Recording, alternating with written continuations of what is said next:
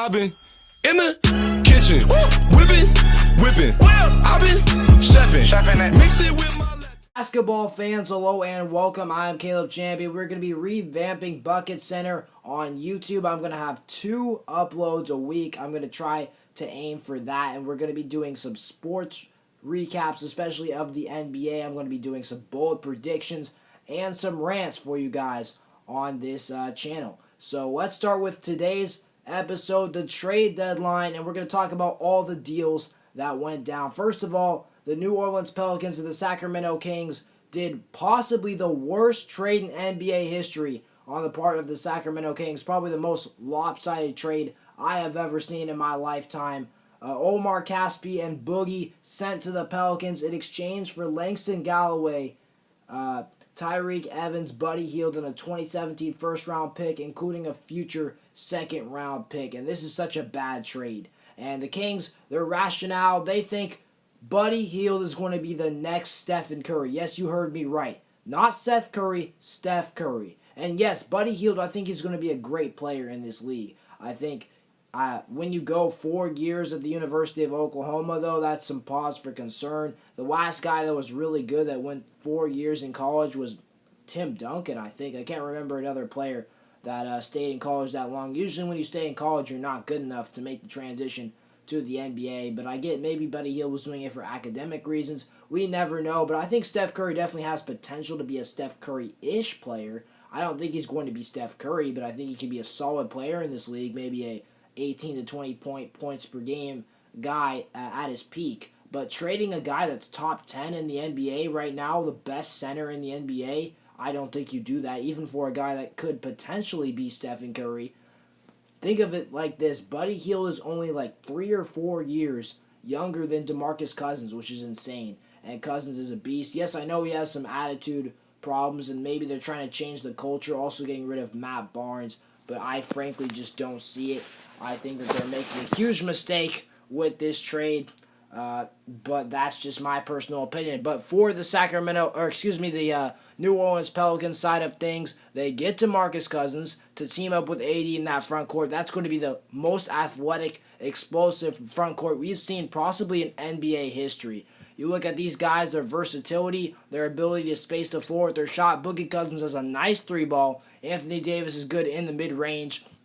And you got a duo that's in their prime. David Robinson and Tim Duncan. Duncan was a little bit too young. David Robinson was 33. And same with Hakeem and Ralph Sampson. They just weren't both at their prime at the same time, which is going to be really interesting to see here in New Orleans. They're not going to win now. I doubt they get the 8th seed. It's a possibility, though. They just don't have enough talent around them. They got a guy like Drew Holiday who's solid. They added Jared Jack via a 10-day contract. But other than that, they just don't have enough wing presence. They actually played their first game. They got blown out by the Houston Rockets. But that's a bad matchup for them, especially for their first game, for a Houston Rockets team that can space the floor. All the shooting they do on that Rocket squad.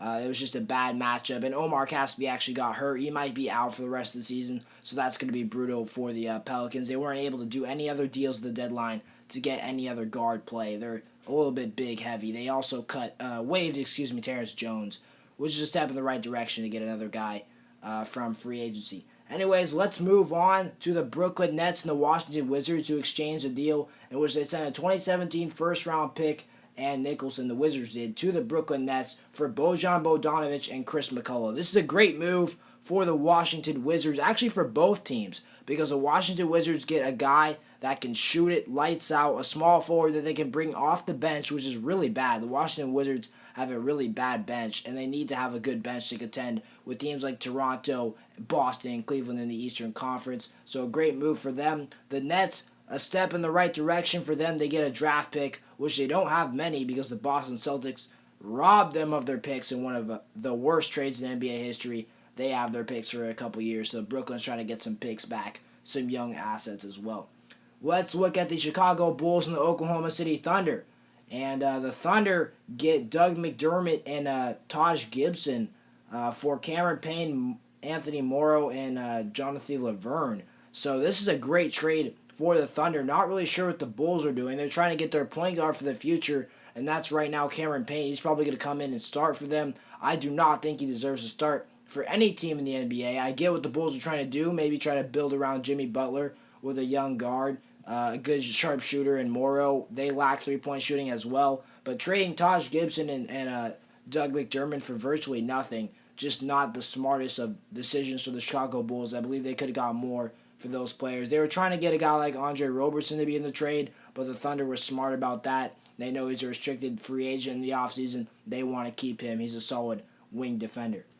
Next trade, Toronto has beefed up. They added P.J. Tucker for Jared Sullinger and 2 future second-round picks. They also added Serge Ibaka during the trade deadline, and this is going to be a stacked team moving forward. And they played their first game against the Boston Celtics, who we'll talk about later. They ended up beating the Boston Celtics, and I think they could beat the Boston Celtics in a 7-game series, especially with their current roster. You got Lowry, who did not play in that game, and you got DeMar DeRozan. You got P.J. Tucker, who's a great rebounder for a wing player. He's also a great defender, and Serge Ibaka provides you with defense up front and some versatility at that power forward position. He can space the floor. The Houston Rockets, a great addition as well to improve their already loaded bench. They add Lou Williams, a playmaker and a sharpshooter, who is a candidate for a 6th Man of the Year, to team up with Eric Gordon, another candidate off the Houston Rockets bench for Corey Brewer and a first-round pick. Good move again for both teams as the Lakers get a draft pick for the future, just in case their top 3 protected pick that goes to Philadelphia, if they don't land in the top 3, ends up going to Philly and they can't get that pick. And they've also made some management moves.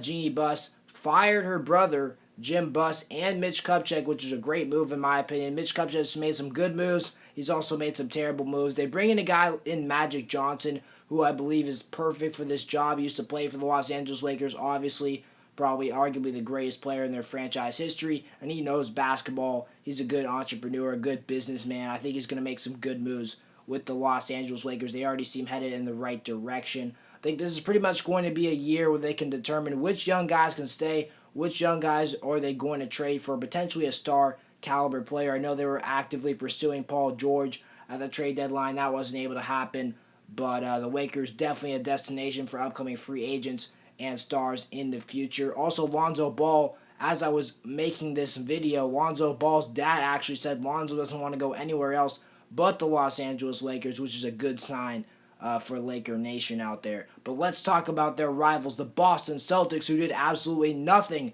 at this trade deadline, and they're trying to stay packed. They're pretty much thinking their rationale is this: maybe they can beat the Cleveland Cavaliers in a series. They're the 2nd seed in the Eastern Conference right now. Just stay packed with the chemistry, give it one more go-around. And then they have the asset, in the offseason to try to trade that 2017 pick that they have from the Nets. I don't know if I would have gone this route, though, because that Nets pick, if it turns into a 2nd or 3rd pick or it doesn't get the number 1 pick, it's going to have less value. But I kind of get where they're coming from. But I would have tried to make a push for a guy like Jimmy Butler or Paul George, get another superstar in there, trade some guys, end of the rotation guys, maybe a guy like Jaylen Brown, who does start for them, but is a good wing. They could keep Crowder and then get another guy like Paul George in there and trade away that Brooklyn Nets pick, which has pretty much no value to them besides trade value. You don't want to bring another young guy in here when you got a guy like Al Horford who's on the wrong side of 30. But anyways, who do you guys think won this trade deadline? Comment that down below. I am Caleb Champion. We are signing off. Peace.